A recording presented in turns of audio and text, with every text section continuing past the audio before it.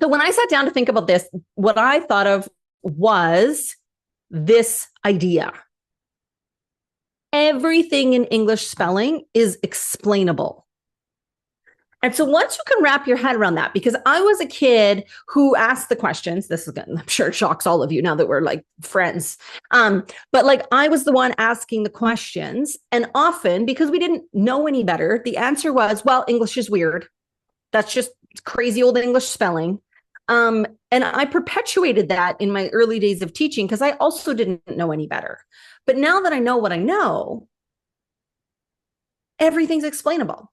We might land in a spot to say, that's the dumbest reason I've ever heard. And to be fair, there are some very dumb reasons out there, but they're still the reason. So we don't have to like the reason, but someone somewhere said, hey, you know what? We should spell this word like this other word, even though they're not etymologically related at all.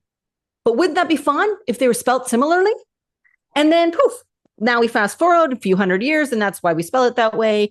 And, you know, we explained it to the people and they're like, that shouldn't be a reason, but it's a reason. Okay. So that for me is like the biggest of the big ideas.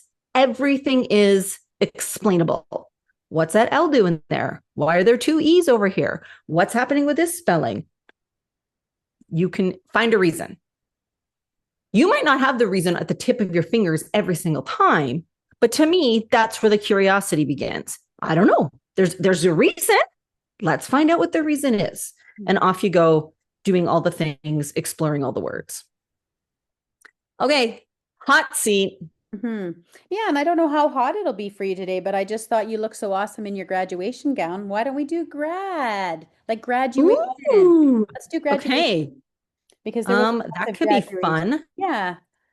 Okay. Okay, so we have graduation. Now, I know of the word graduate. And then I'm going to add that ION. And then, of course, that will replace that final non-syllabic E that's on the end of ATE. Now, there's also the word gradual, which may or may not be related. I'm thinking of like levels of things. Which means I'm wondering if the U is functioning as a connecting vowel letter here, because AL would be in gradual, AL would be the suffix. And so let's pretend that's what the U is doing there. And so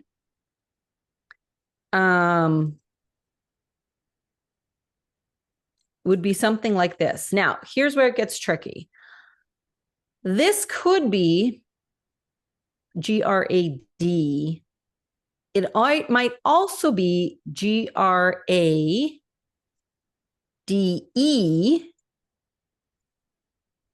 as a base. Okay, so one of those two would be my best guess. I got in the habit of adding the E on the end because we've talked about this before, right? If it didn't have the E on the end, then we'd be doubling it sometimes, and we're adding those voweled suffixes, which we obviously don't. But that built myself a little pickle that we might get into later. Not really a pickle. It was just more of like, there isn't actually no E on the end of this base, even though traditionally that's what I would think to do. I'm not sure one way or the other how this works, but we will head to our favorite website to find out all the answers, the Online Etymology Dictionary, and we will search up, once my internet cooperates here, graduation. Now, early 15th century in alchemy, that's fun. A tempering or refining of something to a certain degree, measurement according to the 4 degrees of quality from graduate, dividing into degrees. Receiving or giving an academic degree is from the early 15th century, so around the same time. But to refer to the ceremony where a degree is given wasn't until 1818. So we had about 300 years there where we weren't using it the way that we currently do. So we've got a couple hundred years where we've used graduation in that way. So if I'm going to click on graduate, so early 15th century, one who owns a degree, originally with man as a standalone noun. Not sure what that means. As a man, as opposed to one who holds a degree. That's probably what it is. Medieval Latin past participle of graduare, to take a degree, from Latin gradus or gradus, a step or a step climbed, like a ladder or a stair. Figuratively, a step towards something, a degree, something rising by stages. Okay, those all make sense to me. So, okay, so it's a noun. Did it give me a verb that it came from?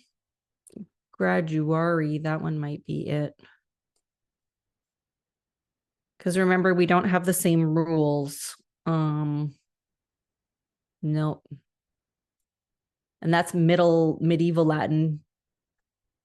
Okay, so we're on the right track, I would say. Let's do this.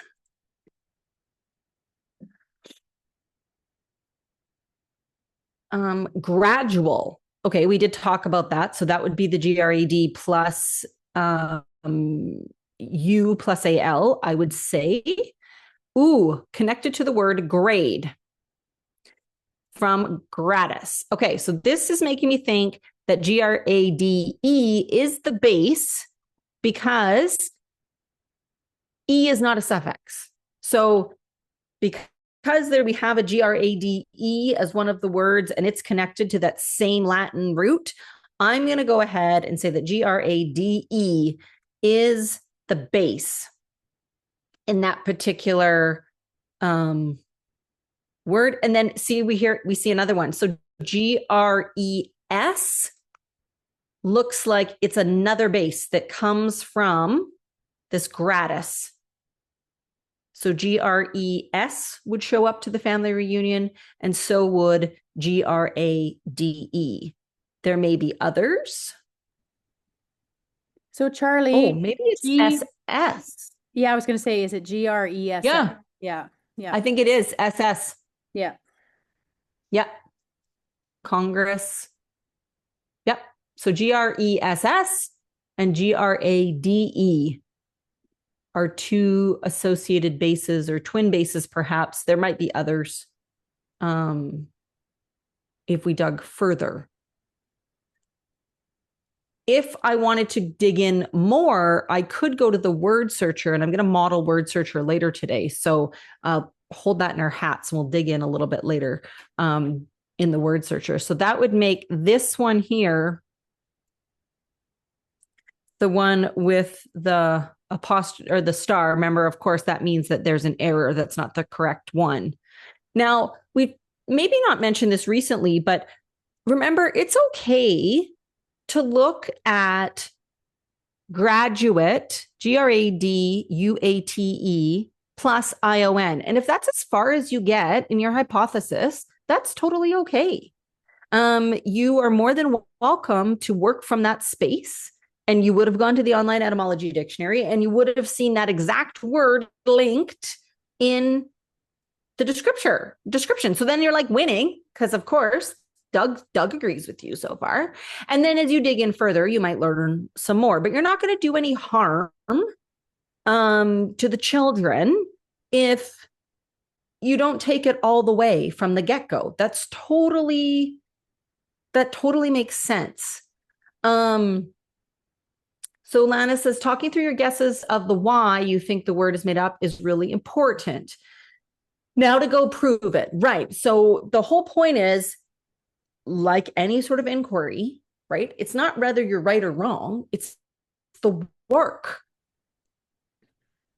The work is what matters and counts. So I would have learned just as much, maybe more, had I been totally wrong. The point is, I have an idea that I can explain and justify. I'm not just randomly doing this willy-nilly. I'm thinking of other words that I know about that might share that base. I'm thinking of other times where those suffixes or prefixes have been used, because that's my evidence that I'm on the right track. And when I get as far as I can get, I stop. And now I go to the resources and either prove or disprove my best guess, my hypothesis. We haven't talked a lot this month or this chunk of time, I don't think I briefly mentioned it last month, sorry, the word searcher tool. So Neil, I say that like we're friends. We're not friends, but Neil, the same guy that builds the mini matrix maker, as part of his website of offerings, has this tool as well. So when you go to the word searcher site, it looks like this. And if you just like Google word searcher, like it'll come up. But of course, it's linked in the slide deck. So the thing you need to remember when you're using word searcher is this is not finding for you morphological families. All this is identifying is letter patterns in a word. So that's how I know the word shop, S-H-O-P, lives inside of grasshopper. Not because I thought of that myself, but because I typed S-H-O-P in the thing and grasshopper came up on the list as a good distractor. Here's a semi-related story to that. So it was a meme or something that somebody posted that said, my favorite kind of canoe, and then they spelt it out, is a volcano. But the word canoe is in volcano. So my favorite kind of canoe is a volcanoe. And it's kind of like there's a student at school that has a shirt that says, I put the hot in psychotic, because the word hot lives in the word psychotic, not because it's connected, but because those letters are in there. So anyways, volcanoes, volcanoes, it's a thing. So you might remember not too long ago, we were looking up the word graduate or graduation, and we came up with the base. Now, if I put the E in, that letter pattern is going to show up. But I already know the E doesn't show up in all the words. So I'm not going to put the E in, because I want to know, does that E get dropped if vowel suffix is being added? So now I go ahead and say, here we go. So I've got grade, grads, graded. Now, grad and grads would be a clip of the word graduate. So if you felt the need to include grad or grads in your matrix, you could do that thing where some people put it in like the brackets. So we know that it's there, but it's maybe not there for those clips. You could also have them just outside of the matrix if that works for you too. But we have all of these words: retrograde, graduations, undergraduate, postgraduate, downgrade, degrading. Ooh, different stress there and the time symbol. And so then this is where you could give this list of 44 matches to a group of students and say, are all of these words part of this family? Prove it to me. So, ta-da! Charlie, even when you think of downgrade as an example, Yeah. so when you looked at grade, I think it was that like leveling up or whatever, right? Or Yeah. so a step by step or something rising by stages. Yep. So if you're looking at downgrade, Yeah. right, then that's how you'd explain it. So if they can fit morphology speaking, so the meaning of it, Yep. then it can belong in that morph family, right? So not just Absolutely. spell. Because this is the other thing. So compound words. So downgrade's an example of a compound word. Compound words can live inside of a matrix, and some words make way more compound words than other base elements. Remembering, of course, that if you're in your mini matrix maker and you're putting in, if I was putting down in, I would do it with a capital so it becomes bolded inside my matrix, because that's the other piece, is that when you see a bolded word inside of a matrix, you know that it's another base element. So yeah, you have to just be able to explain it morphologically that it fits there. And I can click on the word grade and it's going to take me over here and it's going to connect to gratis. or greatest, depending how we pronounce that, because I don't speak Latin all the time. Ta-da, there it is. And so that's my reasoning, or that's my justification. The other thing that you can do with this is you can look for like word endings. Now, let's say, for example, I was writing a strongly worded letter to, say, the UFly people, to say, if you see a TION at the end of a word, it's actually ION, and that T comes from somewhere else. If I do that, oh, sorry, you have to do it backwards. TION $. There we go. So I now see all of these things. I could take this list of 1,246 matches for words that end in TION, and I could prove 1,200 times that TION is not a suffix, that ION is the suffix, and the T is coming from somewhere else, if I wanted to do that. I don't today. Any of you are doing work with particular grapheme sets or phonemes, you can, well, I guess it would be graphemes, but you're focusing on the phoneme, say perhaps. Let's say I want to look at a collection of words that start with, where's my little hat? There it is, ST. So 1,179 matches for words that start with ST. So word searcher, great little tool that you could use to extend learning with your students, to talk about things or word elements that you're exploring. Now, if I put in words that end in ing, I could build a collection of words where ing is the letters in the word, like thing, or I could have it paired with a collection of words where ing is a suffix. Okay, I want you to sort them. Which of these have a suffix, ing, and which of them don't? Because we need students to recognize that sometimes they're suffixes and sometimes they're just the letters in the word. So, friends, word study inspiration. If you're stuck, if you're like the glass guy who's like, I hate to break this to you, but we still have learning to do. If you're looking for some learning to do, here's some ideas that might help you out. So this came through somewhere in the doom scrolling. List of words for very. So if your students are using a lot of very, let's drive them to a stronger word that they could pick. But why can't we use a word list like this to do some word inquiry? So pick one of the words on the list. Dig in. Kind of like Lana was talking with the activity she did with the Asian poem. Is the word minuscule related to the word miniature?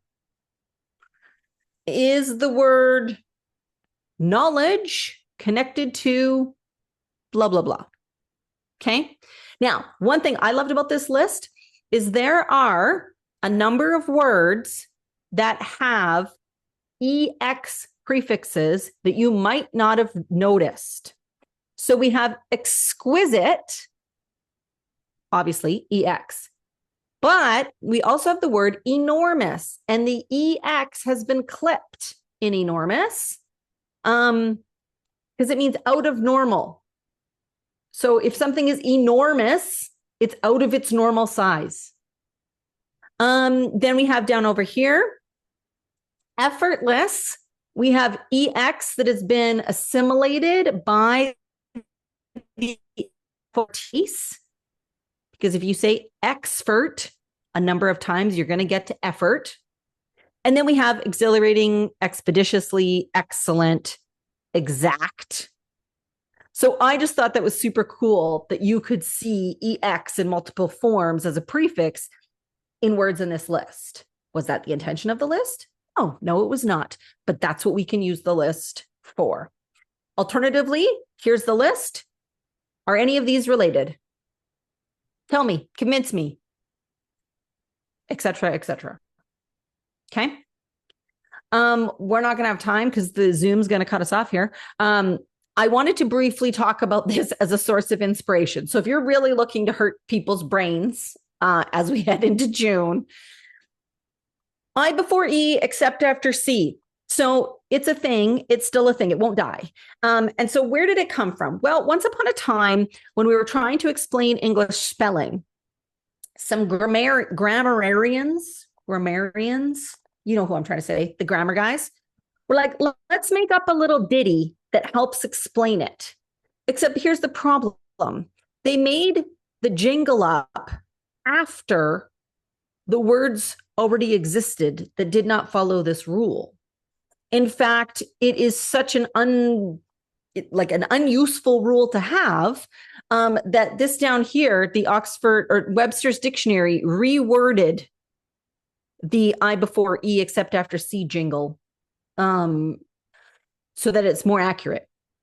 I before E except after C, or when sounded as A in neighbor and way. Unless the C is part of a sh sound, as in glacier, or it appears in comparatives and superlatives like fancier, and also except when the vowels are sounded as E, as in seas, or I, as in height, or also in ing inflections ending in E, as in queuing, or compound words, as in albeit, or occasionally in technical words with strong etymological links to their parent languages, such as, I don't even know how to say that word out loud, cuneiform?